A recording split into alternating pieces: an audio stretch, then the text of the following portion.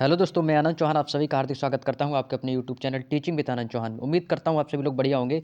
और भाई आप लोगों में से काफ़ी लोगों ने जो हमारा संडे को यानी कि 5 जनवरी को दोस्तों यानी कल के दिन जो हमारा वीकली मॉक टेस्ट हुआ था, आज हम आप लोगों के लिए उसका मैथ का सॉल्यूशन लेकर आए हैं। जो कि दोस्तों आपके मैथ के जो 20 क्वेश्चन आपके आए थे, तो आज उसका हम पूरा का पूरा सॉल्यूशन देखने वाले हैं कि किस तरह से मैंने इन 20 क्वेश्चनों को मैंने अपने अकॉर्डिंग कैसे सॉल्व किया था। ठीक है।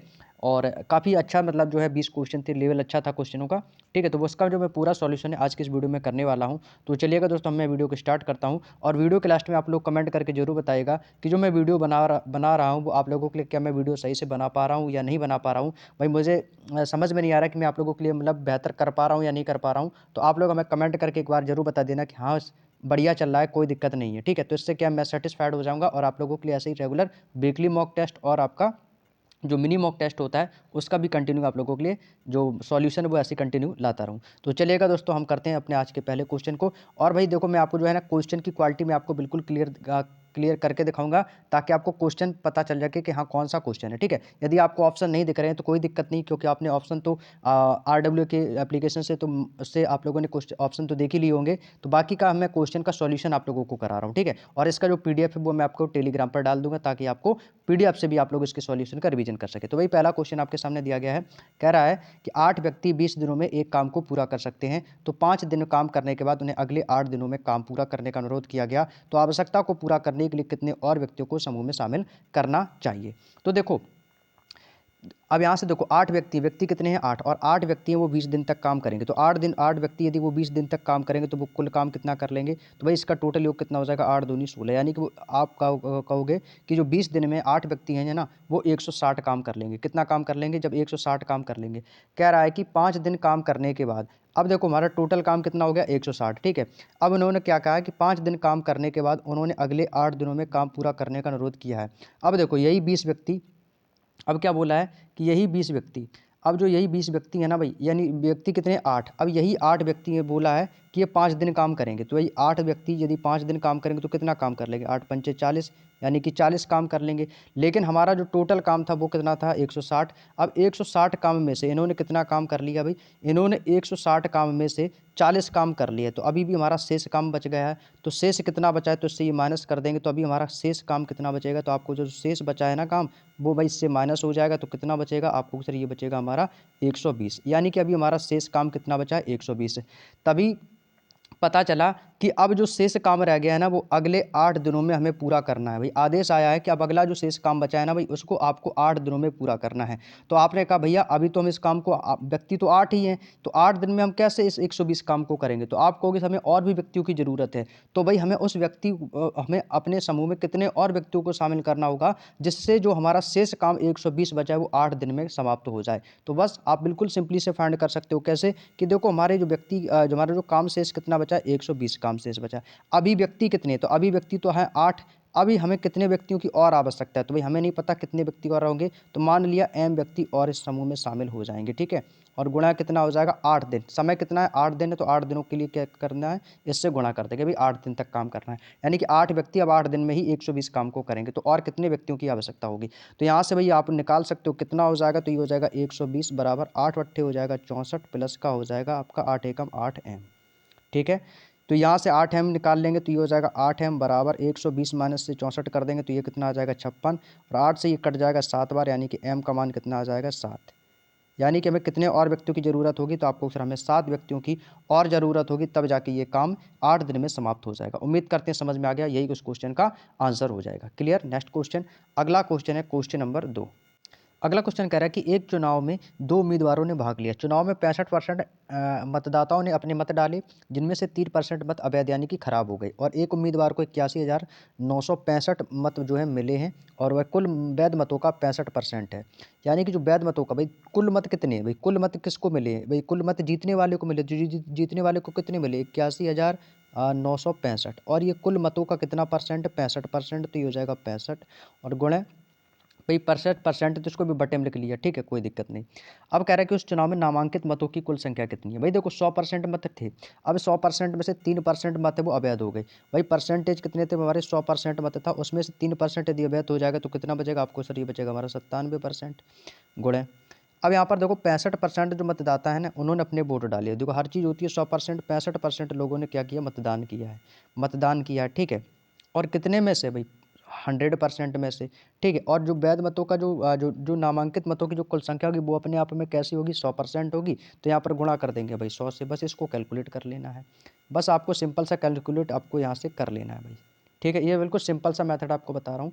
तो इसको कैलकुलेट करेंगे तो कितनी बार कटेगा, ये कट जाएगा 13 से, 13 पचे 65, 13 से कटेगा 13 छिंग 78, 3 बचेगा, 13 तिया 39 और 13 पचे 65।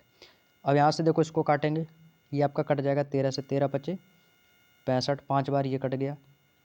5 से इसको काट देंगे, कितनी बार कटेगा, 5 से नहीं कटेगा, 13 से कटेगा, 13 पचे 65 और 13 से कटेगा, ये हो जाएगा 13 चौको 52, 52 8 7 8 3 11, ये हो जाएगा 110, 13 अट्ठे 104 और यहाँ पे कितना बचेगा, 6 13 पचे 65, यानी कि 485, 485 हो गया। अब यहाँ से ये किससे कटेगा, ये कट जाएगा 5 से, 5 एकम 5, 5 निम 45, 5 सत्ते 35, 97 से ये 97 ख़त्म।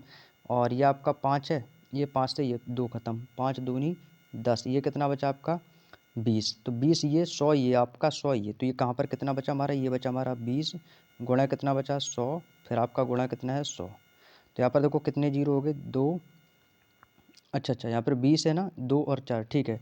ये कितना हो जाएगा, 20 दाम 200। भाई देखो ये तो आपका कट ही जाएगा ना, लगता है गलत कर दिया कहीं पे, एक बार फिर से देखते हैं, गलत कर दिया है कहीं पे भाई काटने में। ये तो आपका कट गया, ठीक है। 5 13 पचे 65 और 13 से आपका ये कट गया, ठीक है, 97, ठीक है। और यहाँ से आपका ये कट जाएगा, 5 से ये कट जाएगा, 5 दूनी 10, ठीक है भाई, सही है सही है सही है। 5 से ये कट जाएगा, 20 पंचे 100, 20 बार ये कट जाएगा, ठीक है। अब यहाँ पे कितना बचा आपका 2 जीरो, तो यहाँ पर कितना हो जाएगा, तो यहाँ पे आपका बचेगा ये 20 गुणे 20 यानी कि 100 गुणे आपका ये 100 है, कितना हो जाएगा, 2 एकम 2, यानी कितना आ जाएगा 3 2 5 जीरो इसके पीछे लगा देंगे, बिल्कुल सही था भाई, ठीक है। 2 लाख हो जाएगा भाई, इकाई दाई सैकड़ा हज़ार 10,000 लाख। तो कौन सा ऑप्शन हो जाएगा, ऑप्शन नंबर ए हमारे इस क्वेश्चन का बिल्कुल सही जवाब हो जाएगा। कितना हो जाएगा भाई, 2 लाख हो जाएगा, ठीक है। कितना हो जाएगा, 2 लाख, ऑप्शन नंबर ए इस क्वेश्चन का बिल्कुल सही जवाब है। अगला क्वेश्चन देखो, क्वेश्चन नंबर 3। अगला क्वेश्चन कह रहा है कि यदि दो वास्तविक संख्याओं के वर्गों का योग कितना है भाई, 12 है, तो संख्याओं का गुणनफल 4 है, तो संख्याओं के बीच का डिफरेंस कितना है। भाई ये क्वेश्चन बहुत आसान है, ये फॉर्मूला बेस्ड क्वेश्चन है। कैसे भाई, दो वास्तविक संख्याएं मान लो, हमें नहीं पता वो दो वास्तविक संख्याएं कौन सी होंगी। भाई मान लिया ए और बी, कह रहा है कि इनके वर्गों का योग, तो वर्गों के योग हो जाएगा तो कितना हो जाएगा, ए स्क्वायर प्लस योग है तो भाई क्या हो जाएगा प्लस, और ये हो जाएगा बी स्क्वायर, कितना है भाई बराबर में हमें दिया गया 12। तो भाई ये तो फॉर्मूला बन गया है, ये तो फार्मूला बन गया। और क्या बोला है कि और संख्याओं का गुणनफल, तो संख्या हमारी कौन है, ए और बी है, और इनका गुणनफल कितना है भाई, इनका गुणनफल है हमारा 4, यानी कि ए इंटू बी बराबर है कितना 4। तो भाई देखो ए स्क्वायर प्लस बी स्क्वायर, तो ए स्क्वायर प्लस बी स्क्वायर क्या हो जाएगा, तो आपको सर ये हमारा फॉर्मूला बन जाएगा किसका, ए माइनस बी का होल स्क्वायर। तो ए माइनस बी का होल स्क्वायर क्या होता है, ए स्क्वायर प्लस का बी स्क्वायर माइनस का 2ab। ये तो भाई आप लोगों ने बहुत पढ़े होंगे, ठीक है। तो कितना हो जाएगा, A square plus B square minus का 2ab। अब देखो ए स्क्वायर बी स्क्वायर का मान आपको दिया गया, कितना मान दिया गया आपको सर, 12 मान दिया गया है। तो यहाँ पर मैं डायरेक्टली इसका मान रखता हूँ कितना, 12, माइनस है 2 लगा देंगे, 2 गुणे ए बी का मान कितना दिया गया, 4 दिया गया है आपको, देखो सीधी सी बात है। तो ये कितना हो जाएगा, 2 गुणे 4, तो ये हमारा कितना हो जाएगा 12 माइनस 2 चौको कितना हो जाएगा 8, बराबर में कितना आ जाएगा 4, यानी कि ये आपका क्या आ गया, ए माइनस बी स्क्वायर, ए माइनस बी का होल स्क्वायर बराबर कितना आ गया 4। हमसे पूछा है दोनों संख्याओं के बीच का अंतर, तो दोनों संख्या हमारी क्या है, ए माइनस बी है, तो यहाँ से ए माइनस बी का निकाल सकते हैं, स्क्वायर हटेगा तो ये किसका स्क्वायर हो जाएगा आपको सर, 2 का हो जाएगा। तो क्या हो जाएगा, ए माइनस बी का मान कितना आ जाएगा, 2 आ जाएगा। ये इस क्वेश्चन का आंसर है, यानी कि इनके बीच का जो डिफरेंस होगा वो कितना हो जाएगा, 2 हो जाएगा। क्लियर। अगला क्वेश्चन है क्वेश्चन नंबर 4, थोड़ा सा वीडियो क्वालिटी बढ़ा लेना। क्वेश्चन कह रहा है कि 4 सेंटीमीटर व्यास वाले एक अर्धगोले के संपूर्ण पृष्ठीय क्षेत्रफल और वक्र पृष्ठीय क्षेत्रफल का रेशियो कितना है। अगला क्वेश्चन दोस्तों बिल्कुल आसान है, फॉर्मूला बेस्ड क्वेश्चन है। कह रहा है कि 4 सेंटीमीटर व्यास वाले एक अर्धगोले के संपूर्ण पृष्ठीय क्षेत्रफल और वक्र पृष्ठीय क्षेत्रफल का रेशियो कितना है। देखो अर्धगोले के संपूर्ण पृष्ठ का क्षेत्रफल क्या होता है, टीएस यानी कि टोटल सरफेस एरिया, ठीक है, इनका बीच का अंतर पूछा है तो माइनस किसका, वक्र, वक्र यानी कि कर्व्ड स्पेस एरिया यानी कि हमारा सी एस ए। तो देखो आपको पता है कि जो अर्धगोले का जो संपूर्ण पृष्ठ का क्षेत्रफल होता है इसका फॉर्मूला आपका क्या होता है, ये इसका फॉर्मूला होता है आपका 3 पाई r² माइनस आपका कितना है, वक्र पृष्ठीय क्षेत्रफल का फॉर्मूला क्या होता है अर्धगोले का, तो इसका फॉर्मूला होता है आपका 2 पाई r²। कितना होता है 2 पाई r²। बस इसका डिफरेंस बताना। तो 3 में से 2 जाएगा, 1 बचेगा यानी कि केवल पाई बचेगा। तो ये हो जाएगा हमारा क्या बचेगा, यहाँ से हमारा बचेगा पाई r²। देखो पाई का मान हमें रखना नहीं, क्यों नहीं रखना, क्योंकि आंसर हमारा पाई में दिया तो 22/7 रखने का कोई ज़रूरत नहीं। अब यहाँ से देखो त्रिज्या निकाल सकते हो। भाई त्रिज्या कैसे निकालेंगे, आप सभी जानते हैं कि जो त्रिज्या होती है वो व्यास की आधी होती है। व्यास कितना है 4, तो त्रिज्या इसकी आधी हो जाएगी, कितना हो जाएगा 2 दूनी 4 यानी कि त्रिज्या यानी कि आर का मान कितना आ जाएगा 2 आ जाएगा। बात समझ में आ गई, आर यानी त्रिज्या का मान कितना आ गया 2। तो बस वो आपको यहाँ पर रख देना है। तो ये कितना हो जाएगा पाई गुणे त्रिज्या कितनी हमारी 2, और 2 का क्या कर देंगे भाई स्क्वायर कर देंगे। तो कितना हो जाएगा 2 का पावर कितना हो जाएगा 4, यानी इस क्वेश्चन का आंसर कितना आ जाएगा 4 पाई आ जाएगा। बिल्कुल सिंपल सा आंसर था। तो कौन सा ऑप्शन नंबर सी इस क्वेश्चन का बिल्कुल सही जवाब हो जाएगा। उम्मीद करते हैं आपको समझ में आ गया होगा।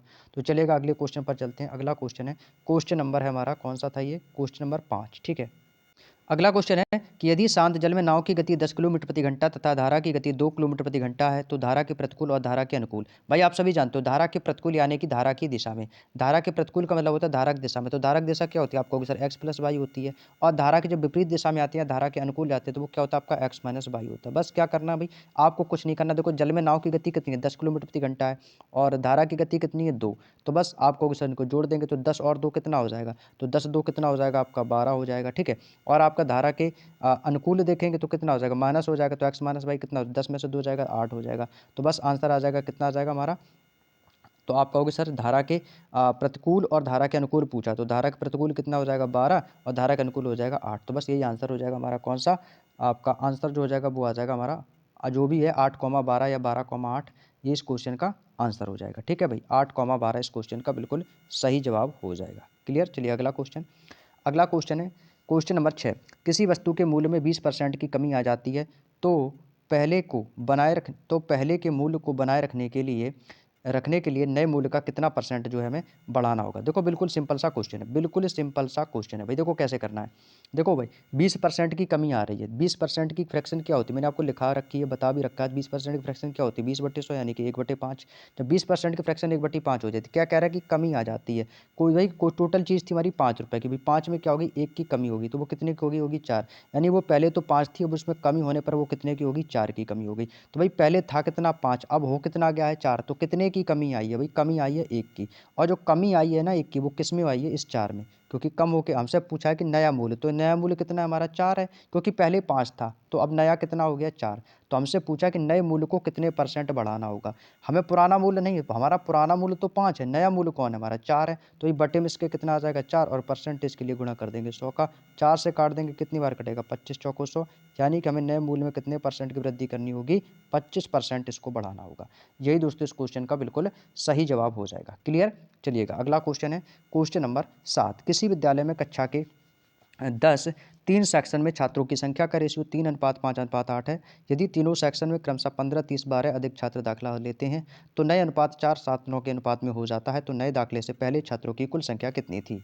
भाई देखो विद्यालय में कक्षा 10 के 3 सेक्शन थे, तो पहली छात्रों की संख्या का रेशियो कितना था, तो यहाँ पर देखो आपको लिख देना, ये था हमारा पहले रेशियो जो था वो था 3:5:8 के रेशियो में था। ठीक है, अब लेकिन क्या हो रहा है कि कह रहा है कि तीनों सेक्शनों में 15, 30, 15 छात्र अधिक आ गए हैं, तो हमारा जो रेशियो है ना वो कितना हो गया भाई, वो हमारा रेशियो बट गया 4:7:9 के रेशियो में।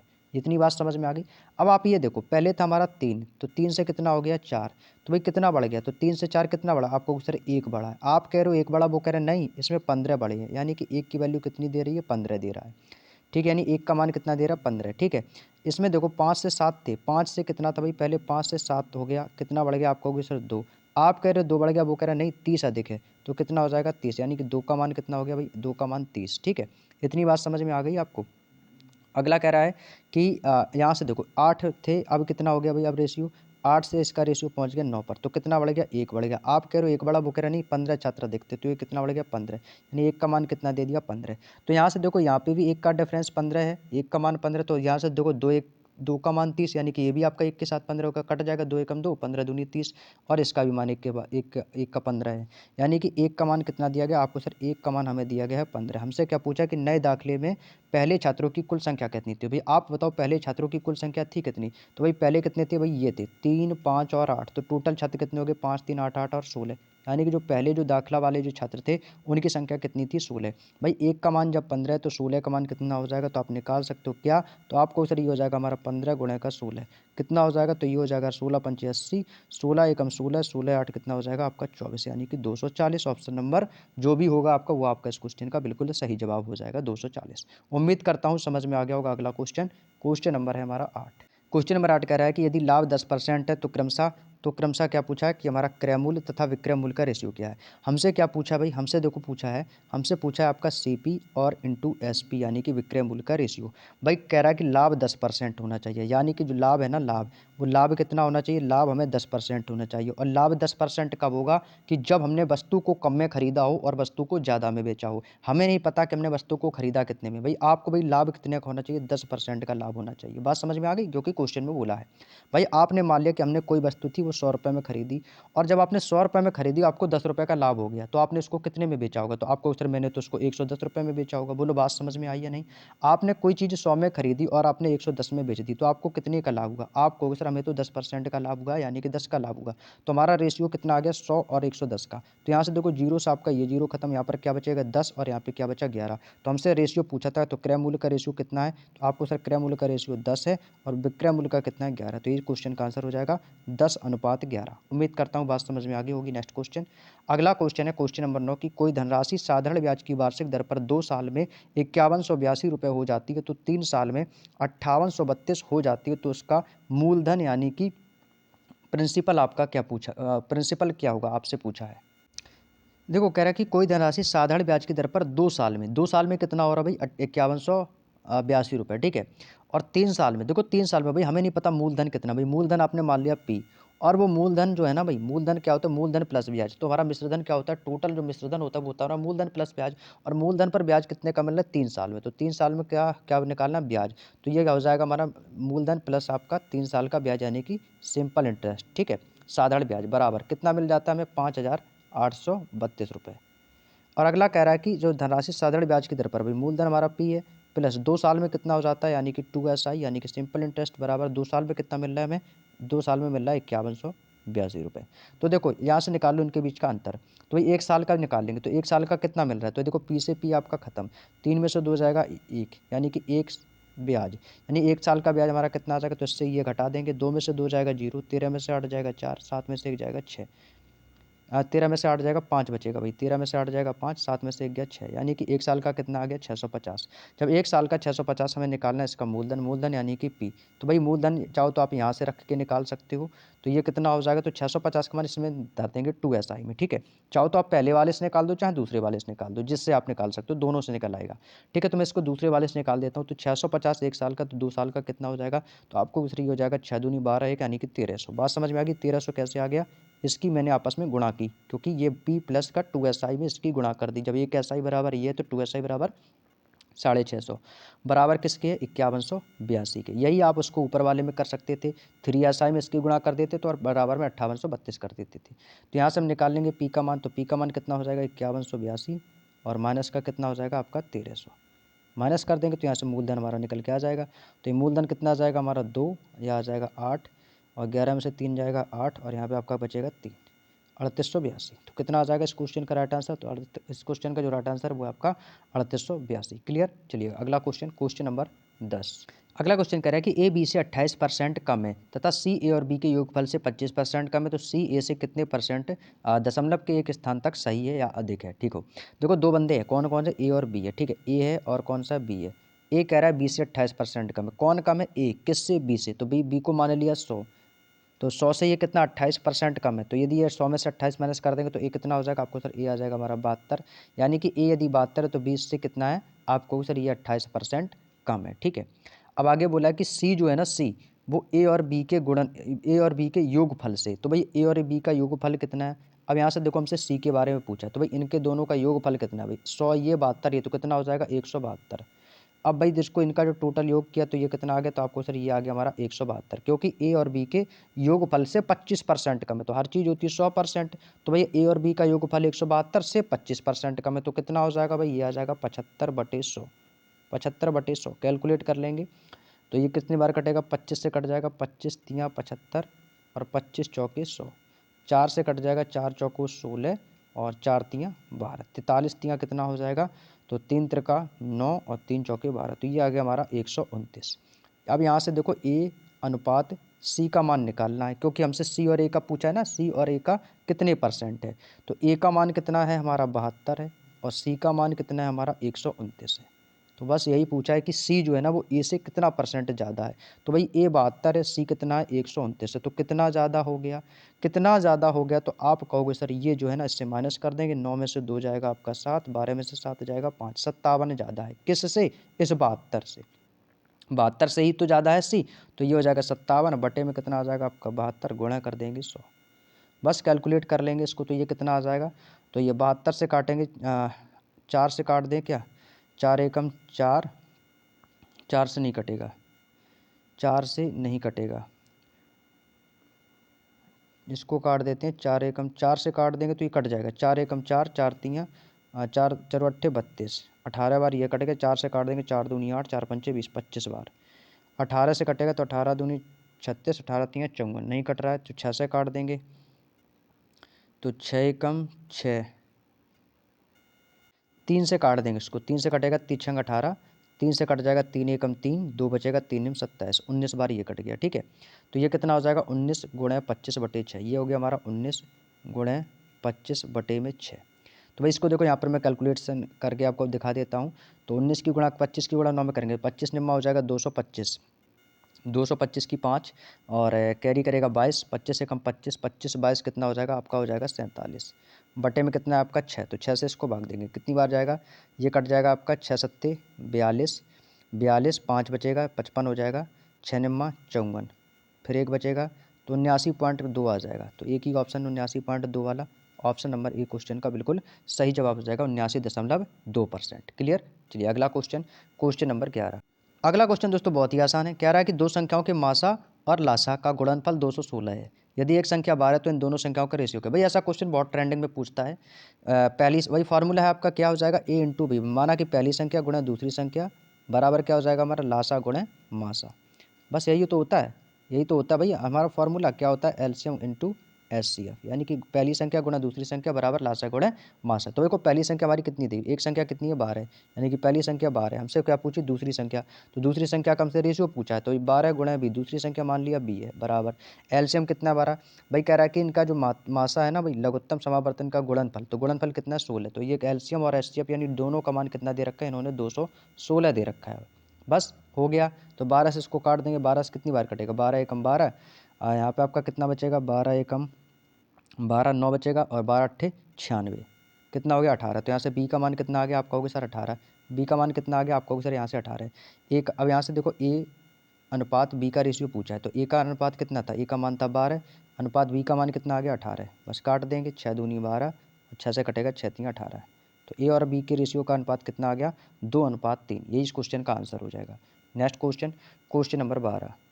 क्वेश्चन कह रहा है कि अजित ने सुबह 9:30 बजे स्थान पी से, भाई देखो अजित जो है यहाँ से मान लीजिए एक स्थान हमारा पी है और पी से लेकर यहाँ पर कहाँ तक जा रहा है क्यू तक जा रहा है, ठीक है, पी से लेकर क्यू तक जा रहा है अजित, ठीक है, और इसने कब सुबह चलना चालू किया 9:30 बजे, ये सुबह 9:30 बजे ने यहाँ से इसने चलना स्टार्ट किया है, और कह रहा है कि पी से क्यू तक चलना शुरू किया और डेविड राज दोपहर 1:30 बजे स्थान क्यू से पी की ओर जा रहा है, ये देखो पी से क्यू की ओर जा रही है, ये यहाँ से इस तरफ जा रहा है और डेविड राज जो वो क्यू से पी की ओर आ रहा है, किसकी चाल से जा रहा है भाई क्यू से पी की ओर स्थान पर जा रहा है, और उसकी जो चाल है ना भाई वो कितने बजे चल रहा है, वो चल रहा है 1:30 बजे, वो चल रहा है आपका 1:30 बजे, ठीक है, और इनके जो बीच की टोटल दूरी है वो दूरी कितनी है भाई, वो दूरी इन्होंने दे रखी है 416 किलोमीटर की दूरी है। अजीत सिंह की चाल, अजीत की चाल कितनी है भाई, देखो ये हो गया आपका अजीत और ये आपका हो गया डेविड, ठीक है, ये हो गया आपका मान लिया, ये तो मैंने मान लिया ये आपका हो गया अजीत, यहाँ पर मैं लिख देता हूँ ये हो गया आपका अजीत और ये हो गया आपका डेविड, ठीक है, डी से डेविड, अजीत ए से अजीत। अजीत की जो चाल है ना वो कितनी है 44 किलोमीटर प्रति घंटा, 44 किलोमीटर प्रति घंटा है। भाई देखो आज जो आपका अजीत है वो पी से लेकर कहाँ जा रहा है, क्यू तक। तो भाई 9:30 से 1:30 बजे तक वो क्यू के स्थान पर पहुँच गया। तो यानी कि उसने कितने घंटे की यात्रा की, भाई उसने कितने घंटे की यात्रा की। भाई देखो 9:30 से 1:30, तो 9:30 से 1:30 जोड़ देंगे तो कितना हो जाएगा, ये हो जाएगा हमारा 4 घंटे। कितना हो जाएगा, 4 घंटे। 9:30 से लेकर 1:30 बजे तक का समय कितना है, 4 घंटे का। यानी कि वो 44 की स्पीड से 4 घंटे में वो कितने किलोमीटर की दूरी तय कर लेगा। तो आपको उसे इसकी गुणा कर देंगे तो ये हो जाएगा 4 चौको 16 की 6, 4 चौको 16 की 17, यानी कि 176 किलोमीटर। यानी कि उसने जो दूरी तय कर ली वो कितनी कर ली, 176 किलोमीटर। हमारी जो टोटल डिस्टेंस थी, तो वो टोटल डिस्टेंस थी हमारी 416, और इसने जो 416 में से ना उसने 176 दूरी इसने क्या कर ली, कवर कर ली। तो हमारी शेष दूरी कितनी बची है, तो भाई इससे माइनस कर देंगे। तो 416, यहाँ पर मैं साइड में माइनस कर देता हूँ, 416 और माइनस का कितना है आपका 176, तो शेष दूरी निकल आएगी। 6 में से 4 0, 11 से 7 4, 3 से 11 2, यानी कि अभी भी हमारी जो शेष दूरी बची है ना, शेष दूरी वो बची 240। यानी कि जो पी से लेकर क्यू तक इसने कितनी भी दूरी तय की होगी, तो यहाँ से यहाँ तक की जो इसने दूरी तय कर ली है ना भाई, उसने जो है ना भाई 176 किलोमीटर की दूरी तय कर ली। तो अब यदि इसने 176 किलोमीटर की दूरी यहाँ से तय कर ली, तो यहाँ पर ये वाली जो दूरी बची हुई है ना, ये वाली दूरी, तो ये शेष दूरी कितनी बची है, तो ये शेष दूरी हमारी बची है 240 किलोमीटर। अभी भी हमारी जो शेष दूरी बची है ना वो कितनी बची है, 240 किलोमीटर इन दोनों के बीच। यानी कि पी अब यहाँ पर आ गया है, अब पी यहाँ पर आ गया, अब क्यू यहाँ तक पहुँचने में उसको 240 किलोमीटर की टोटल जो दूरी है ना वो उसे तय करनी है। ठीक है, अब देखो, अब यहाँ से देखो डेविड की चाल कितनी, तो डेविड की चाल यहाँ पर देखो आपको दे रखी है कितनी है, 52। डेविड की चाल कितनी है, 52। तो यहाँ से देखो डेविड की चाल कितनी है, 52 किलोमीटर प्रति घंटा। और इसकी अजीत की चाल कितनी है, तो आपको सर अजीत की जो चाल है, अजीत चल रहा है 44 की चाल से, ये चल रहा है 44 किलोमीटर प्रति घंटे की चाल से, और ये चल रहा है आपका 52 किलोमीटर प्रति घंटे की चाल से। तो आप भाई ये यहाँ से आ रहा है और वो यहाँ से आ रहा है, तो यानी कि एक दूसरे की विपरीत दिशा में है। तो यहाँ से हम क्या निकालेंगे, यहाँ से हमें निकालना है इसकी चाल। तो चाल बराबर क्या होता है, दूरी बटे समय, समय बराबर होता है दूरी बटे चाल। तो विपरीत दिशा में क्या होती है, चालें जुड़ जाती हैं। तो हमारी टोटल डिस्टेंस आपको पता है, हमें चलना कितना है, हमें निकालना है समय। तो टोटल दूरी कितनी है, समय यानी कि टी का मान, तो टी बराबर हो जाएगा, दूरी हमें चलनी है 240 और समय किस समय निकालना है, तो समय बराबर दूरी बटे चाल। तो चालें क्या हो जाएंगी, जुड़ जाएंगी। चालें क्या हो जाएंगी, जुड़ जाएंगी, क्योंकि विपरीत दिशा में चालें जुड़ती हैं, आप सभी जानते हैं। तो 44 और 52 कितना हो जाएगा, 5 4 2 6, 5 4 9, यानी कि कितना हो जाएगा 96। तो ये हो जाएगा 240 बटे 96। तो कितनी बार कटेगा, 24 से कम 24 और 24 चौको 96। तो 2 से कटेगा 2 दूनी 4, 2 पंचे 10। तो समय यानी कि टी का मान कितना आ गया, 5/2। 5/2 का मतलब क्या होता है, ये होता है हमारा 2.5 घंटे। कितना होता है, 2.5 घंटे, यानी कि 2.5 घंटे समय। तो भाई हमसे पूछा एक दूसरे से कितने बजे मिलेगी, तो भाई ये 1:30 बजे तो ये आपका था ही। अब इस 1:30 बजे में 2.5 घंटे और जोड़ देंगे, तो 2 से 3 और आधा से आधा घंटा कितना हो जाएगा, 4। यानी कि ये कब मिलेंगे आपको, सर ये मिल जाएंगे 4 बजे। और 4 बजे इस क्वेश्चन का बिल्कुल सही जवाब हो जाएगा। भाई इसी में 1.5 घंटे में आपको जोड़ देना है, ये जो है ना 1.5, इसी में आपको ये क्या करते हैं, इसमें आपको जोड़ देना है। बात समझ में आ गई, इसको जो है ना, इसको इसी में आपको जोड़ देना है। इस 1:30 बजे को आपको इस 2.5 घंटे में इसमें आपको जोड़ देना है। ठीक है, चलिए अगला क्वेश्चन, क्वेश्चन नंबर 13। अगला क्वेश्चन कह रहा है कि कुलदीप अपने ग्राहकों को एक सूटकेस के अंकित मूल्य पर 10% की छूट देता है और फिर भी 20% का लाभ कमाता है। 2500 रुपये के अंकित मूल्य पर वाले सूटकेस का वास्तविक मूल्य क्या है। भाई देखो इसका प्रिंट प्राइस यानी कि एमपी कितना है, मार्क प्राइस इसका कितना, भाई अंकित मूल्य पर 10% की छूट देता है। भाई हमें नहीं पता इसका कितना भाई अंकित मूल्य, अंकित मूल्य मैंने मान लिया इसका भी 100 है। ठीक है, अब कह रहा है कि वो 20% का लाभ भी कमा रहा है। तो भाई देखो 20% का लाभ कमा रहा है किसने पर, 10% की छूट देने पर। और जो छूट मिलती है ना वो किस पर मिलती है, हमेशा क्रय मूल्य पर। भाई क्रय मूल्य हमारा है 100 और 100 पे भाई इसने क्या कर दिया, छूट दे दी है, कितने की भाई 10% की छूट दे दी है। कितने की छूट दे दी भाई, इसने जो छूट दे दी ना वो कितने की दे दी है भाई, 10% की छूट दे दी है। ठीक है, ठीक है भाई, कितने की छूट दे दी, 10% की छूट दे दी है, किस पर, उसके अंकित मूल्य पर। ठीक है, अंकित मूल्य पर 10% की छूट देता है, फिर भी जो ग्राहक है ना भाई, ग्राहक उसको 20% का लाभ होता है, 20% का लाभ होता है। अब यहाँ से मेरी बात ध्यान से सुनना, अभी वो बात क्या है भाई, देखो यहाँ पर डिस्काउंट कितने का दे रहा है, 10%, यानी डी का मान यहाँ पर कितना दे रखा है, 10% की वो क्या कह रहा है, छूट दे रहा है। अब भाई देखो कह रहा है कि 20% का लाभ, लाभ कितने का हो रहा है भाई, लाभ हो रहा है 20% का। यदि 20% का लाभ हो रहा है तो ये कितना हो जाएगा भाई, 20% का इसमें लाभ जुड़ जाएगा। तो लाभ यानी कि यहाँ पर यदि मैं पी भी लिख दूंगा, यानी कि 100, और ये हो जाएगा प्लस लाभ, प्लस माइनस कर देंगे तो यहाँ पर लाभ बटे हानि, यानी लाभ है तो लाभ लिख देंगे, हानि है तो हानि। तो यहाँ पर क्या है, लाभ कितने का, 20% का, यानी कि लाभ कितने का भी 20% का। तो ये कितना हो जाएगा, ये हो जाएगा 120%। तो भाई इसका रेशियो बना लेंगे। ठीक है, 10% यहाँ पर छूट दे दिया तो कितने में दे दिया होगा इसने आपको, सर इसने दे दिया होगा 90 में। कितने में दे दिया होगा, 90 में। तो हमारा रेशियो कितना बन गया, 120 अनुपात कितना बन गया, 90। 0 से 0, 3 3 9, और 3 चौके 12, तो कितना हो गया 4:3। वो कह रहा है नहीं इस पर 25 रुपये का अंकित किया गया। कितना भाई 25 रुपये, किस पर, अंकित मूल्य पर। तो अंकित मूल्य कितना भाई, अंकित मूल्य कितना भाई, हमारा अंकित मूल्य 4, अंकित मूल्य पर 4, तो 4 पर कितना अंकित किया 25 रुपये। तो ये इसका कितना गुना है, तो आपको सर इसको ये आपका 625 गुना है, 625 गुना है। तो इसका भी हमें क्या कर देंगे, इसका भी हमें 625 गुना कर देंगे, आंसर आ जाएगा। तो कितना आ जाएगा, 3 × 5 = 15 की 5, 3 दूनी 6 1 7, 3 × 18 यानी कि 1875। और यही इस क्वेश्चन का आंसर हो जाएगा 1875। ठीक है भाई, चलिए अगला क्वेश्चन, क्वेश्चन नंबर 14। अगला क्वेश्चन कह रहा है कि यदि ब्याज वार्षिक रूप से संयोजित है तो 10,000 के मूलधन पर 12% की वार्षिक दर से 2 साल में प्राप्त मिश्रधन ज्ञात कीजिए। देखो मिश्रधन पूछा है भाई, देखो ब्याज कितना भाई मूलधन पर, तो भाई मूलधन हमारा कितना भाई 10,000, 10,000 पर, ठीक है 12% की दर से, दर हमारी 12% की वार्षिक दर से 2 साल में होने वाला मिश्रधन। मिश्रधन क्या होता है, हमारा मूलधन प्लस ब्याज। तो भाई देखो 12% की वार्षिक दर, तो हर चीज़ होती है 100%, तो 12% 2 साल से क्या मिल रहा है, ब्याज मिल रहा है। ब्याज कितना हो जाएगा, हर चीज़ 100%, ब्याज कितना हो जाएगा 112। ब्याज हमेशा लाभ पर होता है, तो भाई हो जाएगा ये कितना 112/100, 2 साल का है तो भाई 112/100 एक बार और लिख देंगे, बस इसको कैलकुलेट कर लेंगे। तो 4 जीरो, 1 2 3 4, 4 जीरो से 4 जीरो खत्म, 1 2 3 4, 4 जीरो से 4 जीरो खत्म। ऊपर क्या बचा हमारा, ऊपर केवल बचा हमारा 112, गुणा कितना बचा 112। बस इसकी गुणा कर लो, आंसर आ जाएगा जो भी आंसर है। तो इसका जो आंसर आएगा वो आएगा आपका 12,544। ठीक है, इसकी गुणा कर लेना, यही आंसर आ जाएगा 12,544। नेक्स्ट क्वेश्चन, अगला क्वेश्चन है क्वेश्चन नंबर 15।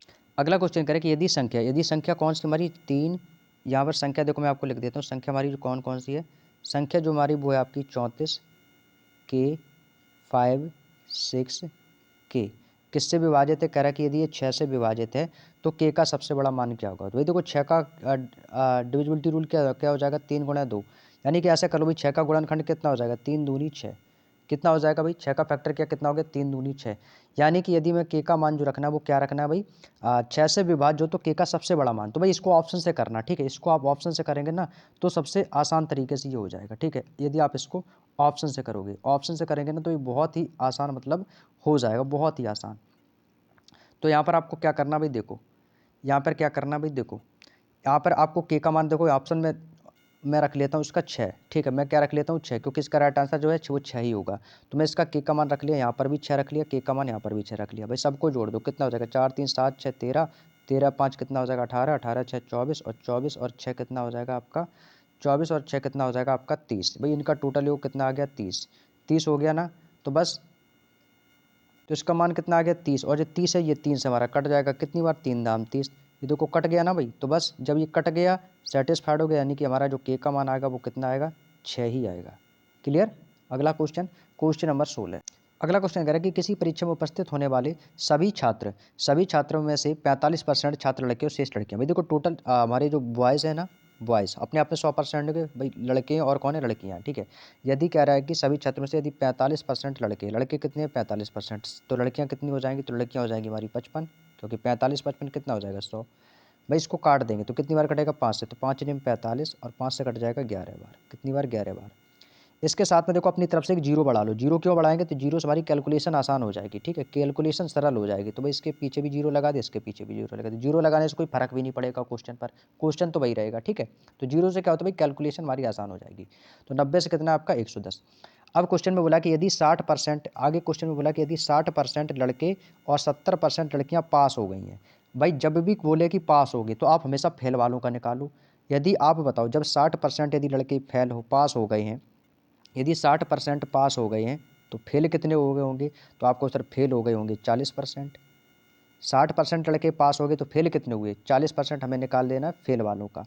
अब आप कह रहे हैं कि 70% लड़कियां जो है ना वही पास हो गई, यदि 70% लड़कियां पास होगी तो फेल कितनी हुई होंगी, तो फेल हो गई होंगी 30%। तो बस इसका निकाल देंगे तो 90 का 40% कितना हो जाएगा, जीरो से जीरो कट जाएगा, 9 चौको 36, और ये कितना हो जाएगा 11 तियाँ 33, कितना हो गया 33। टोटल कितने हो गए बच्चे, तो 36 + 33 कर देंगे तो कितना आ जाएगा, तो आपको सर ये टोटल हो जाएगा हमारे 69। यानी टोटल छात्र कितने हो गए 69। 69 क्या हो गए भैया, ये हमारे जो हो गए हैं फेल हो गए हैं। 69 छात्र कैसे हो गए फेल। तो हमसे पूछा है कि अनुत्तीर्ण होने वाले छात्रों का प्रतिशत ज्ञात कीजिए, हमें भैया 69 का क्या बताना परसेंट। यदि कहता है कि अनुत्तीर्ण होने वाले छात्र कितने, तो आपका आंसर हो जाता है 69 छात्र, हमसे प्रतिशत पूछा है तो भाई निकाल देंगे। तो भाई प्रतिशत कैसे निकालते भाई, 69 छात्र फेल हुए हैं कितने में से, तो टोटल छात्र, तो टोटल छात्र कितने हैं हमारे 90 और ये 100, तो यहाँ से कुल छात्र आ जाएंगे, ये क्या हो जाएंगे हमारे, ये हो जाएंगे हमारे कुल छात्र।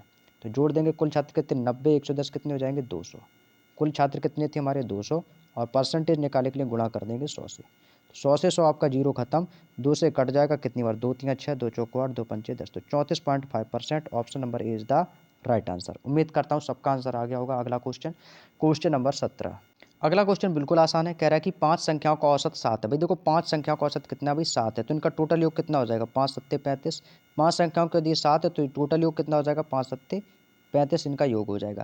कह रहा है कि यदि 3 नई संख्याएं और जोड़ दी जाए, भाई पहली संख्या कितनी थी 5, अब 5 में 3 संख्या और जोड़ दी तो संख्या कितनी हो जाएगी 8, तो उनका नया औसत कितना हो जाता है 8.5। तो इसका जो नया औसत है वो कितना हो गया 8.5। भाई इसकी गुणा कर देंगे, 8 पंचे 40 की जीरो कैरी करेगा 4, 8 अट्ठे 64, 4 कितना हो जाएगा 68, कितना हो गया 68.0, 68.0 हो गया भाई। ठीक है, 8 पंचे 40 और 8 अट्ठे 64, 4 68।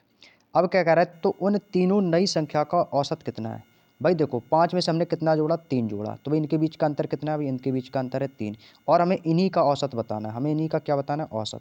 तो भाई इससे ये घटा देंगे, तो 68 में से 5 माइनस कर देंगे, 8 में से 5 जाएगा 3, 6 में से 3 जाएगा 3, यानी 3 का मान है 33 पर, तो 1 का मान कितना आ जाएगा, तो 1 का मान आ जाएगा 11 3 33। तो ये क्या हो जाएगा, ये आ गया हमारा आंसर, ये इस क्वेश्चन का आंसर हो जाएगा। यानी कि इनकी तीनों नई संख्याओं का जो औसत होगा वो कितना हो जाएगा 11 हो जाएगा। उम्मीद करते हैं बात समझ में आएगी, ये इस क्वेश्चन का बिल्कुल सही जवाब हो जाएगा। अगला क्वेश्चन है क्वेश्चन नंबर 18। क्वेश्चन कह रहा है कि 15 श्रमिक 10 दिनों में 1800 रुपये कमाते हैं और 8 दिनों में 5 श्रमिक कितना मतलब कमा लेंगे। देखो 15 श्रमिक, तो 15 श्रमिक 10 दिन में कितना कमा लेंगे, तो भाई 15 गुणे 10 कितना कमा रहे हैं भाई, वो कमा रहे हैं 1800 रुपये, 1800 रुपये कमा रहे हैं।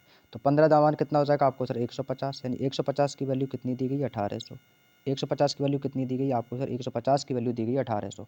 हमसे पूछ रहा है कि 8 दिनों में 5 श्रमिक, भाई 8 दिनों में 5 श्रमिक, ऊपर कितने थे 15 श्रमिक 10 दिन में, अब हमसे पूछा है कि 8 दिन में 5 श्रमिक, तो कितना हो जाएगा 8 पंचे 40, कितने भैया कमा लेंगे। तो भाई कितना कमा रहे हैं भाई आपको सर, ये तो कमा रहे हैं 1800 बटे ये कितना हो जाएगा, ये कितना कमा रहे 150, ये कितना कमा रहे 150, तो बटे में कितना आ जाएगा 150, और ये कितना हो जाएगा 8 पंचे 40, गुणा कर देंगे भाई 40 से।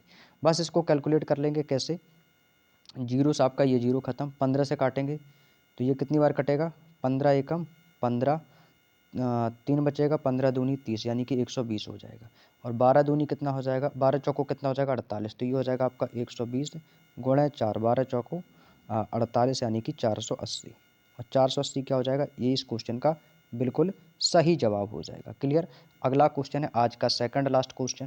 ये तो भाई बिल्कुल आसान सा है, इसको सरल करना था, सिंप्लीफिकेशन का क्वेश्चन भाई बोर्ड मास के अनुसार कर देना है। यहाँ पर देखो कितना लिखा है, ये आपका लिखा है कितना 3, तो यहाँ पर लिख लूँगा 3, यहाँ पर मैंने लिख लिया कितना आपका को सर, यहाँ पे मैंने लिख लिया 3 प्लस 28 बटे 35 हो जाएगा, ये कितना हो गया 28, और बटे में कितना हो गया आपका 35, गुणा कितना है आपका 15, 15 4 कितना आपको चाहो तो ऐसे लिख लो, ये कितना हो गया भाई 15 प्लस का 4 माइनस का 3, और ये कितना हो जाएगा माइनस का प्लस का 4 माइनस का 3 चौको कितना हो जाएगा 12, ये हो गया आपका 12। बस इसको कैलकुलेट कर लेंगे, तो भाई तो कट जाएगा, ये कट जाएगा 7 से, 7 चौको 28, और ये हो जाएगा 7 पना 35। ठीक है, 7 पना 35, 5 से ये कट जाएगा, 5 एकम 5, 5 तियाँ 15, तो ये कितना हो जाएगा, तो ये हमारा कितना हो गया, ये हो जाएगा 3 प्लस का 4, और अब इसकी गुणा हो जाएगी, 4 तियाँ कितना हो जाएगा 12, 12 प्लस का हो जाएगा 4 माइनस का हो जाएगा 12, तो ये टोटल कितना हो जाएगा 12 3 19, 19 और सॉरी 12 3 कितना हो जाएगा 15, 15 4 कितना हो जाएगा 19, और ये हो जाएगा 19 माइनस का 12, 19 माइनस का 12 इज इक्वल टू कितना आ जाएगा 7, और ये इस क्वेश्चन का आंसर हो जाएगा ऑप्शन नंबर 20 द